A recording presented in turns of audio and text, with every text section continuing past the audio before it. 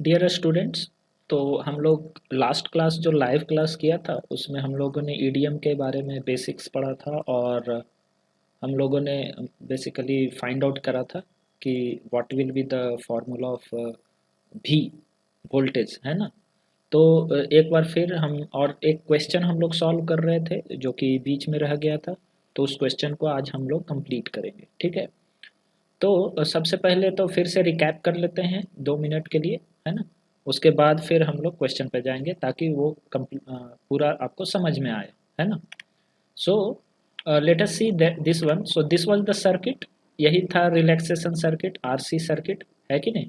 तो इसमें क्या क्या था आपको, तो देखिए ये जो दिख रहा है this one.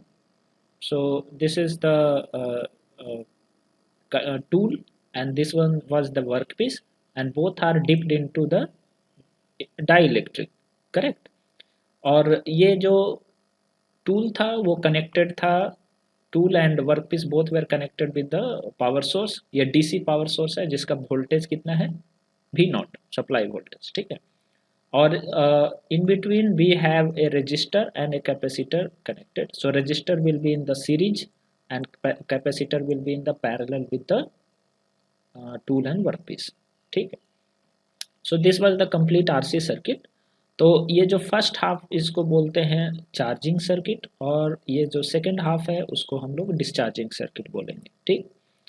Okay, so in charging circuit, so what happens, जो हम लोगों ने पहले बात करी थी कि कैपेसिटर जो है वो सबसे पहले जीरो से चार्ज होना चालू होता है, ठीक है।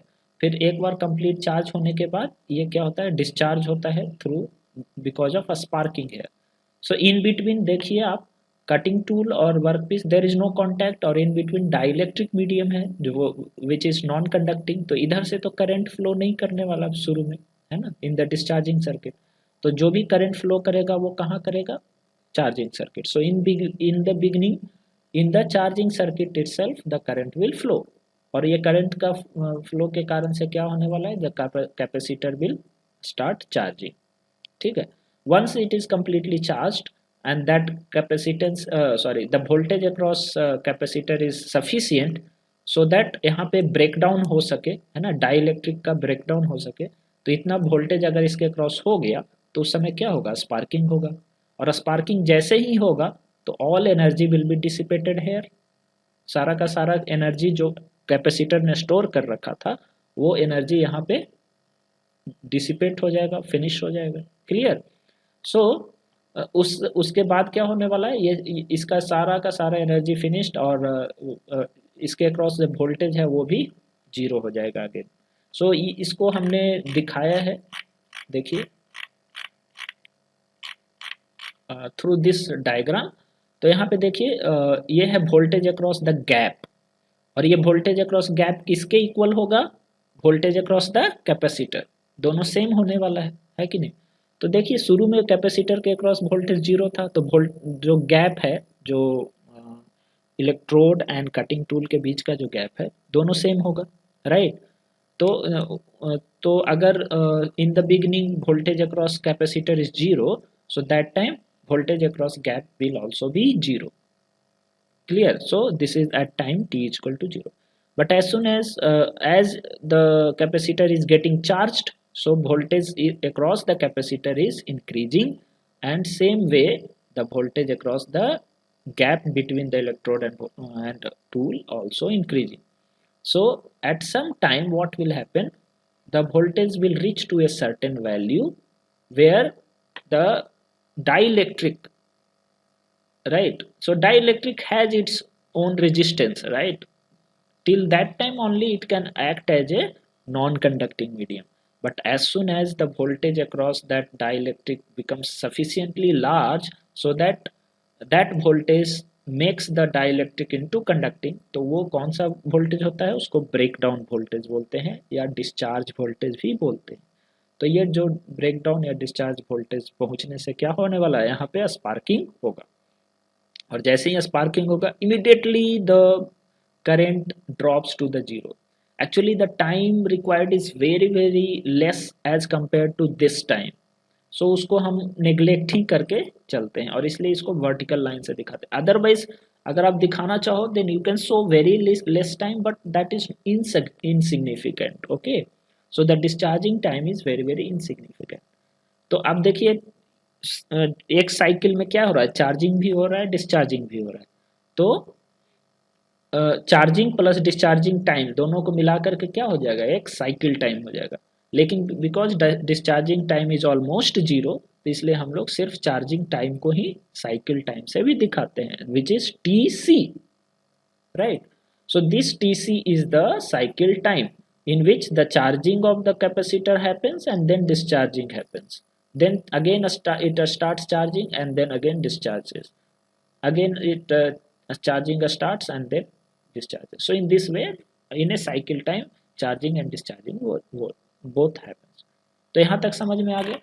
ओके, चलिए तो यहाँ पे हम लोग ने जो फाइंड आउट करा था वो क्या किया था, ये एक्सप्रेशन हम लोगों ने फाइंड आउट करी थी, वो क्या था, VCT का expression. VCT is equal to, जो कि voltage across capacitor at any time t is equal to V naught into 1 minus e⁻t/RC।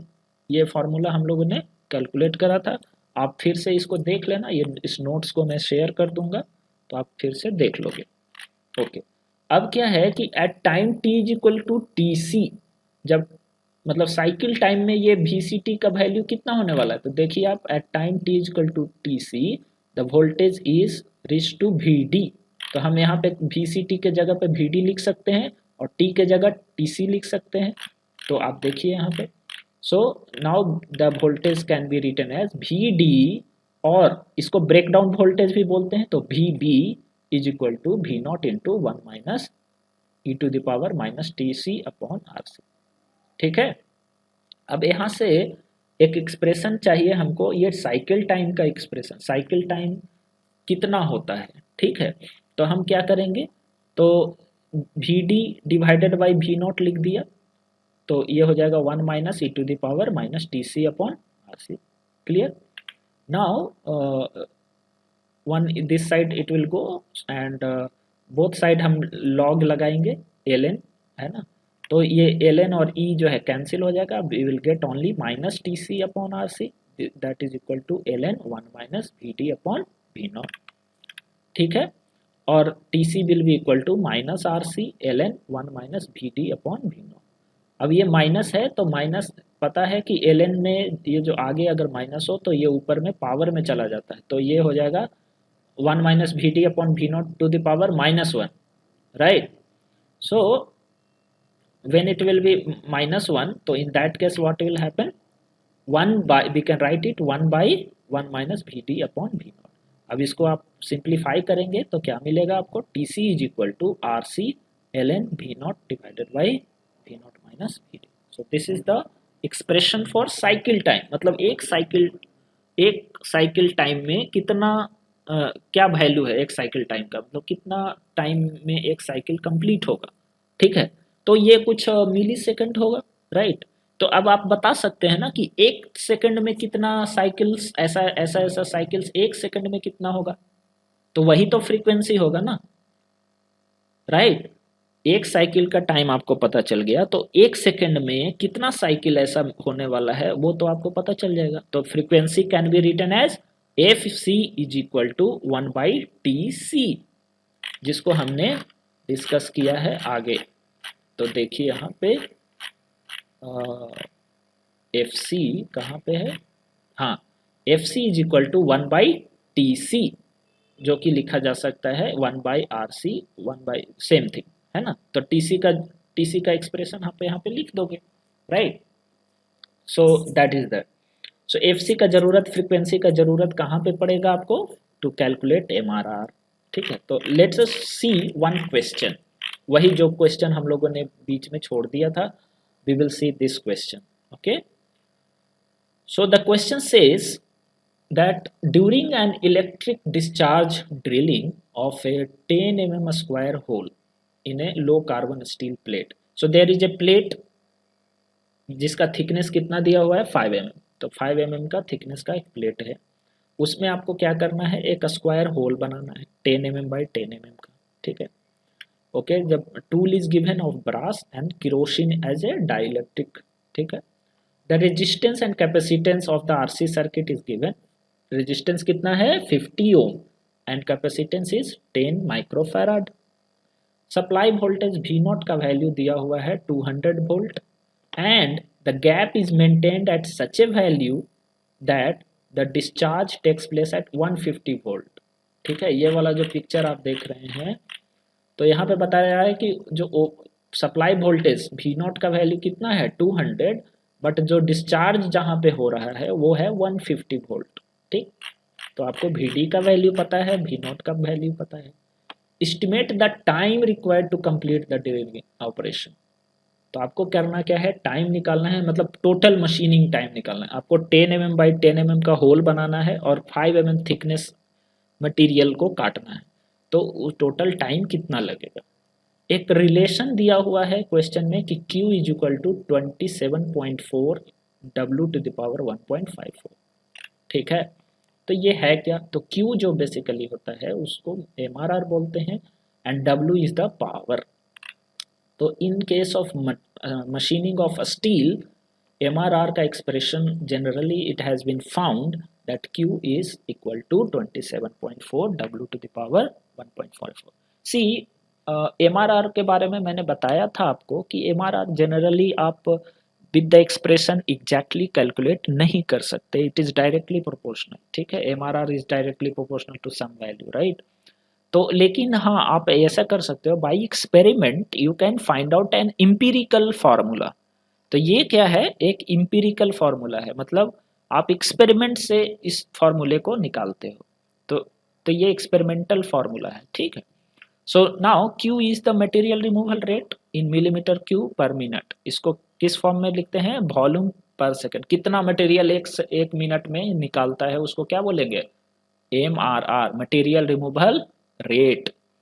और W क्या है, पावर। सो जितना पावर ज्यादा उतना MRR भी ज्यादा, ठीक है। चलिए, तो हमें फाइंड आउट क्या करना था, time. we have to find out the time required to complete the drilling, मतलब टोटल मशीनिंग टाइम को हम कैसे लिख सकते हैं, तो जितना वॉल्यूम आपको रिमूव करना है उसको ऊपर लिख देंगे और नीचे में क्या लिखेंगे, एक मिनट में कितना मटेरियल रिमूव हो रहा है, तो वही तो MRR है ना। तो ये फार्मूला हम यूज कर सकते हैं, this formula can be use, right. और V बाई क्यू।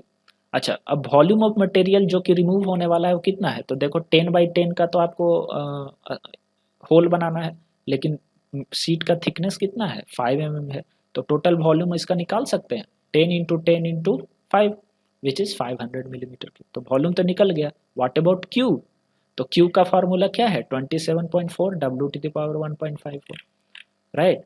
तो Q निकालने के लिए आपको चाहिए सबसे पहले W का वैल्यू चाहिए। अब W का वैल्यू का पावर है W, है ना, तो पावर बराबर energy divided by cycle time, ठीक है।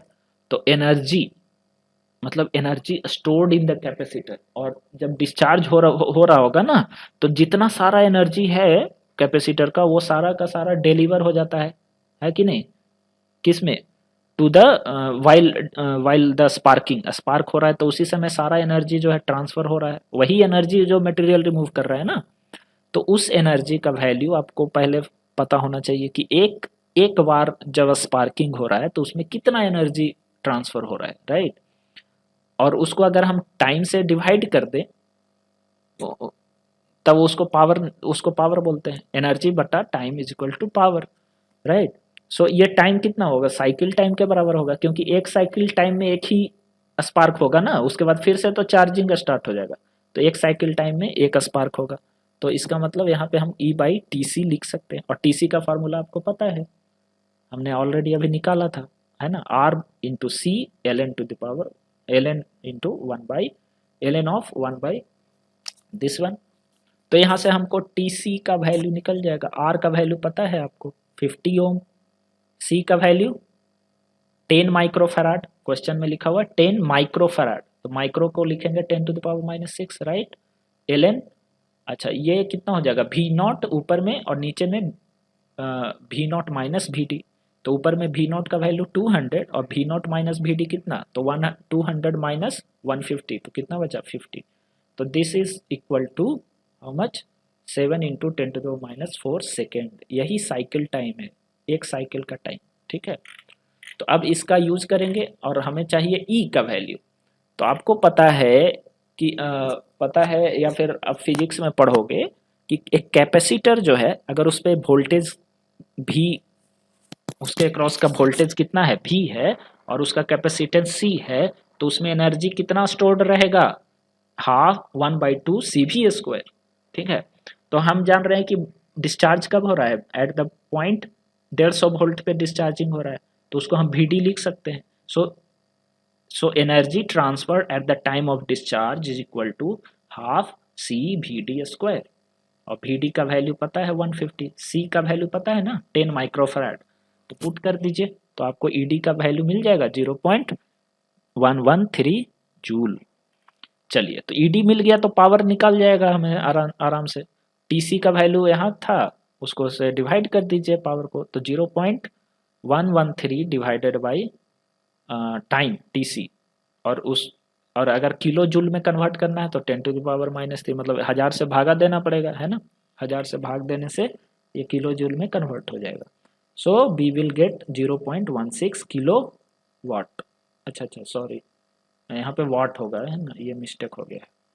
Okay, so now W we have got, अब W मिल गया तो आप MRR फाइंड आउट कर सकते हो। तो MRR का फार्मूला जो लगाया वो लगा दो, 27.4 into 0.16 to the power 1.54 millimetre cube per minute, तो आपको यहाँ से मिल गया 1.633 मिलीमीटर क्यूब पर मिनट। चलिए, तो टोटल मशीनिंग टाइम अब फाइंड आउट कर सकते हैं। टोटल वॉल्यूम जितना रिमूव करना है वो 500 मिलीमीटर क्यूब था और उसको क्यू से हम डिवाइड कर देंगे 1.633 millimetre cube per minute. So हमें टोटल फाइनली कितना आ गया 306 मिनट। तो this is the total machining time required to drill the hole, जिसका डायमेंशन क्या क्या है 10x10 तो डायमेंशन हो गया स्क्वायर होल का, और थिकनेस 5 mm का रिमूव करना था। तो टोटल 306 मिनट, मतलब आप सोच रहे हो कितना घंटा लगने वाला है, 5 घंटे से 6 मिनट ज़्यादा। तो 5 घंटा सिर्फ एक 10x10 mm का होल बनाने में EDM से लगता है। आप सोच लो, you understand how much slow it is, right.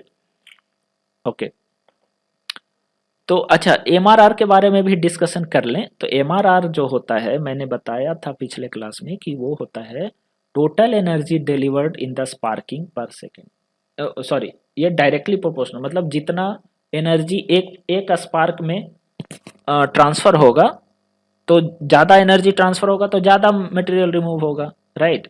उसी तरह से पर सेकंड, मतलब एक सेकंड में जितना ज़्यादा आप मटेरियल रिमूव कर एनर्जी ट्रांसफर करोगे उतना ज़्यादा मटेरियल रिमूव होगा। तो एनर्जी यहाँ पे हम क्या करेंगे, एक साइकिल में कितना रिमूव हो रहा है और उसको अगर हम नंबर ऑफ साइकिल पर सेकंड से गुना कर दें तो ये हो जाएगा। तो MRR is always written as एक साइकिल में एनर्जी ट्रांसफर कितना, हाफ CV², और उसको फ्रीक्वेंसी से मल्टीप्लाई कर दीजिए। और फ्रीक्वेंसी के बारे में मैंने आपको बताया था कि it is 1/TC and that is equal to this one, कि TC का एक्सप्रेशन पता है।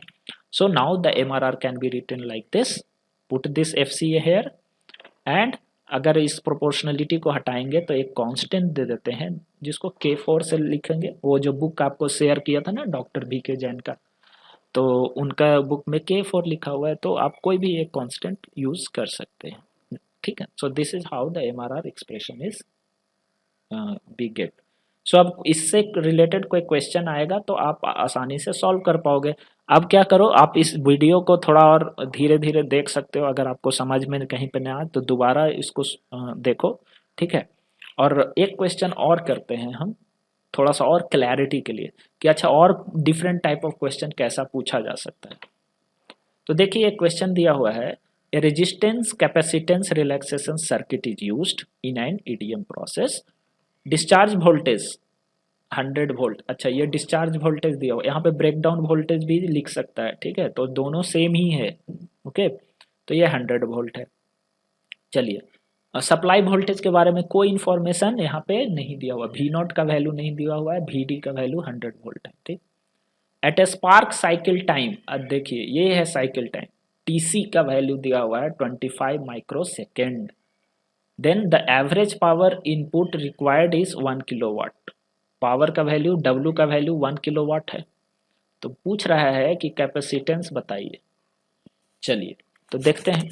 पावर का फॉर्मूला पता है ना, एनर्जी बाई टीसी, राइट। तो वही डालेंगे हम यहाँ पे। तो एनर्जी बाई टीसी, और एनर्जी का formula half C V square, right. तो हाफ सी वी स्क्वायर, तो put it there in the W पता है, टीसी पता है, E is equal to half C V square, वो पुट करेंगे तो क्या हो जाएगा, यहाँ से C का वैल्यू निकाल सकते हैं, 2E divided by we square. तो 2 इंटू E एनर्जी, एक मिनट,